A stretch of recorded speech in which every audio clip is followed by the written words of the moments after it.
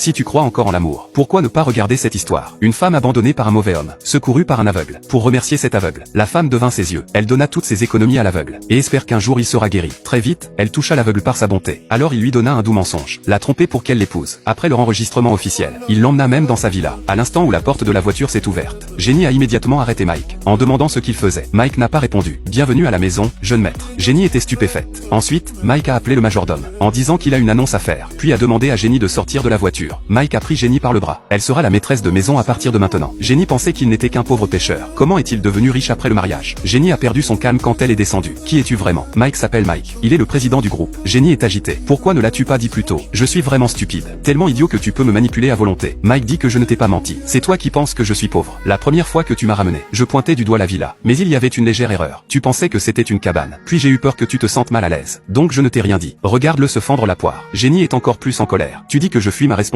C'est tout ma faute, n'est-ce pas? Mike voulait encore s'expliquer, mais Jenny ne voulait pas lui parler. D'habitude, tu es si calme, et ta voix est si agréable. Mais je n'imaginais pas que tu sois si différent quand tu es énervé. Jenny était sur le point de le gronder. Mike s'est excusé immédiatement. Alors pourquoi tu m'as fait croire qu'on se mariait? Mike a dit qu'il voulait la tester, voir si elle épouserait un pauvre aveugle. Jenny était bouche bée. Elle dit, je suis vraiment stupide. Mike a immédiatement dit qu'elle n'était pas stupide. Il dit même, tu es tellement génial. Je ne veux pas te perdre. Ce qu'il a dit a touché un peu Jenny. Et puis il a continué à lui faire des éloges flatteurs. Ça a rapidement apaisé la colère de Jenny. Il finit par crier sans honte madame. Et ainsi se termine l'escroquerie de mariage de l'aveugle. Le soir, Mike revient voir Jenny, mais elle semblait toujours malheureuse. Il lui a alors demandé comment il pourrait se faire pardonner. Jenny a dit qu'elle ne voulait pas être une maîtresse de maison. Mike lui a demandé pourquoi. Jenny a dit qu'elle n'était pas capable de gérer une maison, et qu'elle ne méritait pas de vivre dans un tel environnement. Mike a dit que tu te sous-estimes, et que tu me sous-estimes aussi. Je sais que j'ai fait le bon choix. Peut-être que tu manques juste de confiance. Mais souviens-toi, je suis toujours là. Encouragée, elle décide d'essayer. Puis Mike lui dit de se reposer. Demain, elle gère la maison. En regardant Mike partir, Jenny a souri, heureuse. Le lendemain matin, le majordome mena Jenny à la salle de maquillage, où l'attendait la robe faite sur mesure par Mike. Quand elle est apparue à nouveau, tout le monde fut ébloui. Mike demanda au majordome si elle était belle. Le majordome répondit c'est indescriptible, mais elle est vraiment superbe. Même si Mike ne pouvait pas la voir, il l'imaginait déjà. Ce genre de tenue ne convient pas à Jenny. Puis elle se regarda dans le miroir, et elle a trouvé ça plutôt bien. Soudain, quelqu'un a frappé à la porte. Jenny a aussitôt ouvert la porte. Mike a demandé si elle en était contente. Jenny a dit que c'était correct. Il savait que correct signifiait qu'elle aimait. Si elle n'aimait pas, Jenny l'aurait grondé. Jenny est devenue furieuse en un instant. Tu dis que je suis une personne énervée? Alors dis-moi merci sinon, j'en serais ravi. Jenny est timide à cet instant. Elle a attendu longtemps avant de parler. Puis Mike essaie de se rapprocher d'elle, mais Jenny l'a esquivé. Alors, il dit, merci madame, c'est un bonheur. Après, Mike dit, on part en France la semaine prochaine. J'ai enfin un donneur pour ma cornée. Jenny dit que tu as tellement de domestiques. Pourquoi faut-il que je t'accompagne? Mike dit que je n'ai pas besoin de domestiques. De quoi as-tu besoin alors? J'ai seulement besoin de toi. Ces mots audacieux ont laissé Jenny sans voix. Elle a dû lui demander pourquoi moi. Mike dit c'est ce que je ressens. Quand j'ai faim de me marier, je t'ai choisi. Face aux paroles suaves de l'aveugle. Encore une fois, Jenny fut émue. Et l'objectif de Mike dans tout ça, c'est de faire en sorte que Jenny l'accepte petit à petit, avant de partir pour la France. Jenny a appris les habitudes alimentaires de Mike. Et elle a même appris à cuisiner ses plats préférés. Ensuite, elle a demandé à un serviteur de ne surtout pas dire qu'elle en était l'auteur. Puis elle l'a servi à Mike. Mike a tout juste pris une bouchée. Il critiquait la baisse de compétence du serviteur. La citrouille était à moitié cuite. L'œuf avait encore une odeur de poisson. Comment veux-tu que je mange ça? Jenny, exaspérée, dit si tu ne veux pas manger, alors tant pis. Elle a ensuite fait emporter la nourriture par le serviteur. Voyant l'agitation de Jenny, Mike demanda si c'était elle qui avait cuisiné. Jenny pensait que si c'était elle qui avait cuisiné, Mike aurait mangé. Au lieu de ça, Mike lui a demandé de tout jeter. Jenny s'est tout de suite emportée. Puis Mike a dit, pour te prouver mon amour, je vais tout manger ce que tu as préparé. Est-ce que ça te rendra heureuse, chérie? Jenny a vite changé d'humeur. Elle a immédiatement apporté le plat. Alors, Mike avait une autre demande. Il voulait que Jenny le nourrisse. À ce moment, l'auteur ne pouvait plus continuer. Mais Mike trouvait le goût excellent.